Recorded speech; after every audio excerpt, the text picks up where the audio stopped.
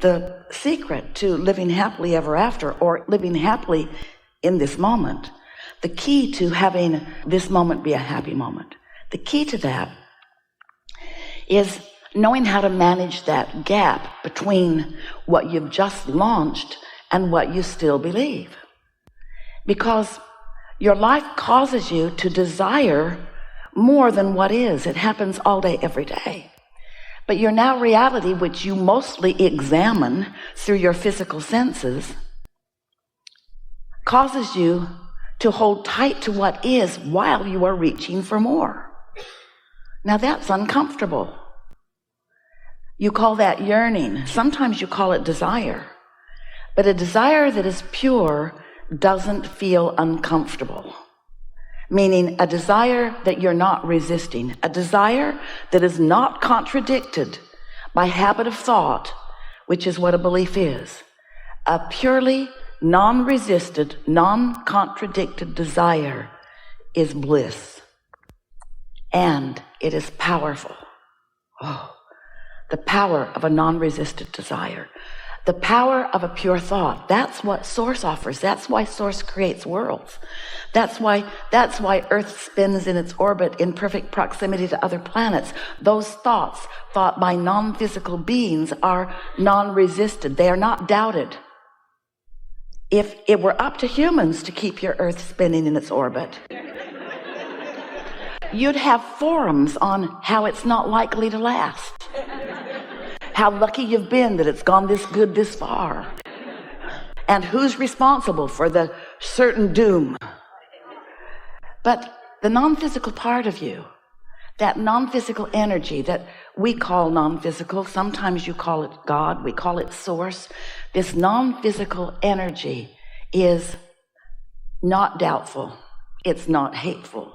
It's not vulnerable. It just knows. And in that absoluteness of that knowing, which just means in that non-contradictedness of that knowing, there is power that you haven't tasted yet to your full capacity. It's like the difference between non-resisted thought as compared to resisted thought, meaning a pure desire as compared to a desire that you want but you don't believe. Pure thought is equivalent to an atomic bomb, and normal human thought is equivalent to a firecracker. You just can't quite feel the power of the non-resisted thought. And yet, every now and again, you find a little piece of it, and you feel the energy of it, the euphoria of it, the bliss of it, the power of it.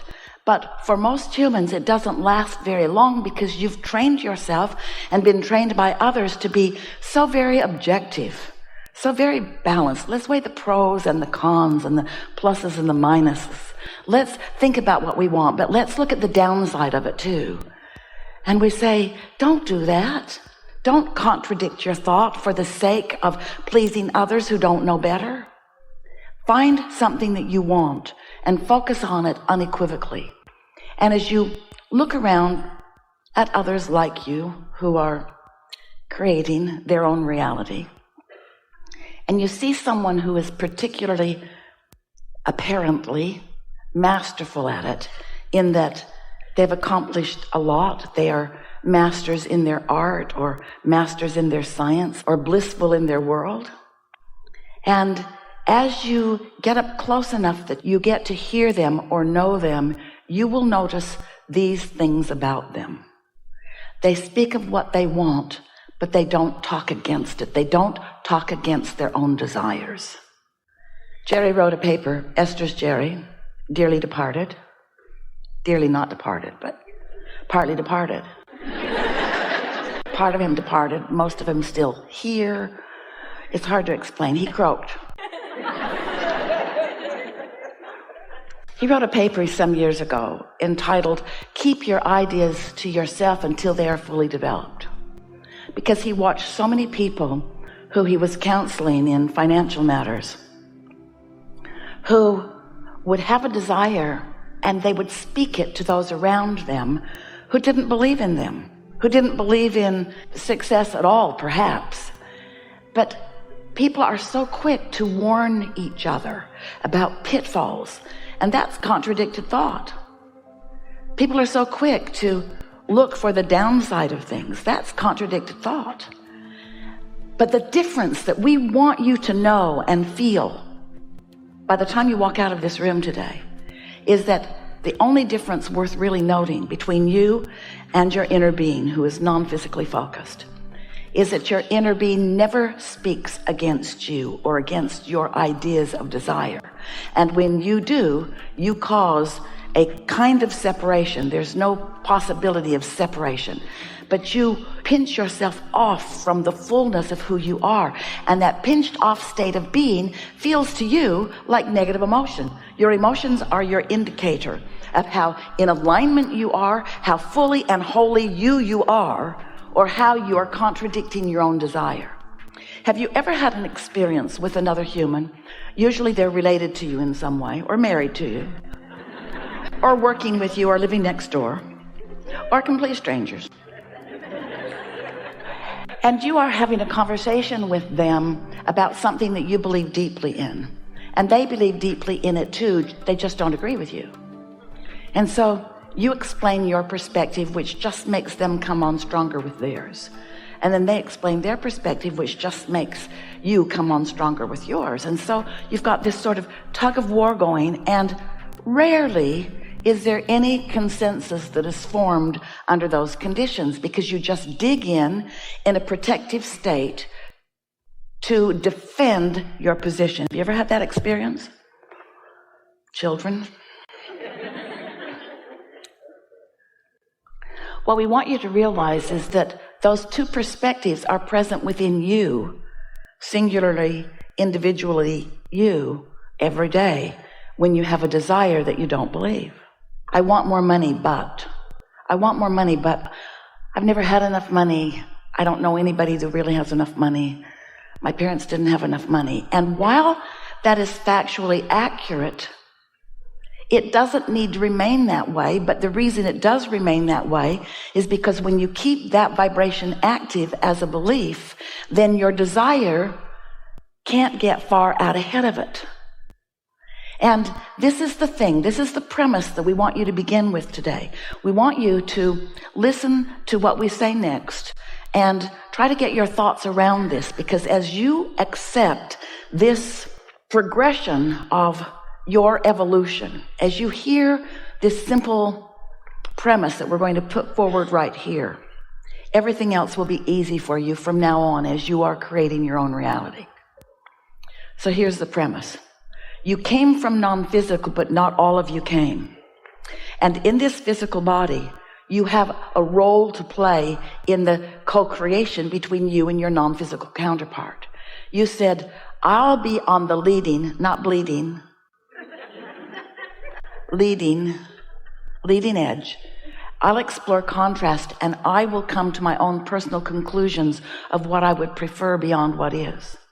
And your inner being said, and when you do that, we will accept from you the essence of what you are asking for, and we will hold it in a non-resistant state while you find a way of bringing your beliefs to match it. In other words, if you lived in a time and a space where there was not enough food, and starvation is what was happening all around you, and your desire for abundance of food, not just for your belly, but for the bellies of those you love, for the bellies of those that you don't even know, you and however many of you that are having the experience, usually millions, are launching rockets of desires, and all of your inner beings are receiving those requests and holding purely that thought of abundance of food. But the reality of your starvation in your human form keeps you from believing that, keeps you from accepting that, because what is so powerfully witnessed by you. And you would feel like a fool to pretend abundance when it isn't evident around you. And so your now reality keeps you in starvation mode. Starvation of relationships, or starvation of clarity, starvation of abundance of all manner, because what is, in terms of what you're seeing and hearing and smelling and tasting and touching, feels so real to you. And we want you to accept that while that is a reality, there is a vibrational reality that is the beginning of all things that are coming. And so these are the words that we want you to capture here, that we want you to focus with us upon. Get out ahead of it. Get out ahead of it. Now, what do we mean by that? So you know what you don't want, you know what you do want. Your desire got out ahead of your belief. It got out ahead of it. In fact, it got so out ahead of it, atomic bomb compared to firecracker kind of ratio. It got so far out ahead of it that source and that which you call God and all manner of that which is goodness, all non-physical, is focused with you on your new out ahead of it desire. Out ahead of it. Now, you could translate that literally, out ahead of it, meaning it hasn't manifested yet. Like the seed in the ground is out ahead of the corn stalk that will grow and the ear of corn that will grow. In other words, the potential is out ahead of the reality. You get what we're talking about? But if the farmer didn't believe in the process of the seed becoming the ear of corn, then he would never plant the seed. And so often humans don't plant the seed because they want the corn to show up right now. Now, we know you get that in terms of corn. But we want you to get that in terms of everything. We want you to realize that when you launch a rocket of desire, that's a seed that is germinating in this vibrational reality and being tended by the gardener of all gardeners, that which is source energy in your inner being. And it will become that which you want it to be, but you will not witness it if you are contrary to your own desire. You see what we are getting at? You've got to find a way to believe in your own desire. You've got to believe in your own desire, which means you've got to understand the process. You've got to understand that there is a vibration that is becoming a thought, and a thought that is becoming an impulse, and an impulse that is becoming a manifestation. In fact, let's call the thought a manifestation too, and let's call the impulse a manifestation too. In other words, let's start watching for the evidence of your desires turning to things that you can witness, rather than needing the thing to be there first so that you can then believe in it. Humans say, well, I'll believe it when I see it. And we say, you got to believe it before you see it, or you can't see it.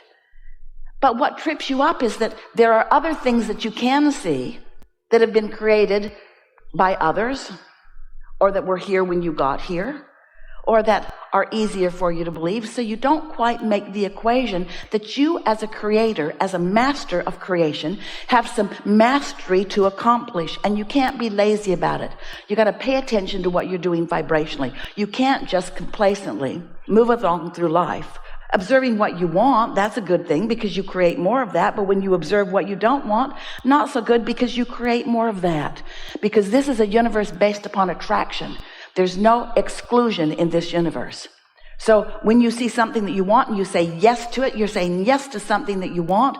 And there's a very good chance that you are non-resistant to that. And so it will flow easily, usually quickly, into your experience. But when you see what you don't want and you shout no at it, you're really saying yes to the thing that you do not want. So you're saying yes to not enough money at the same time you're saying, I want more money. I want more money, and yes, I want not enough money.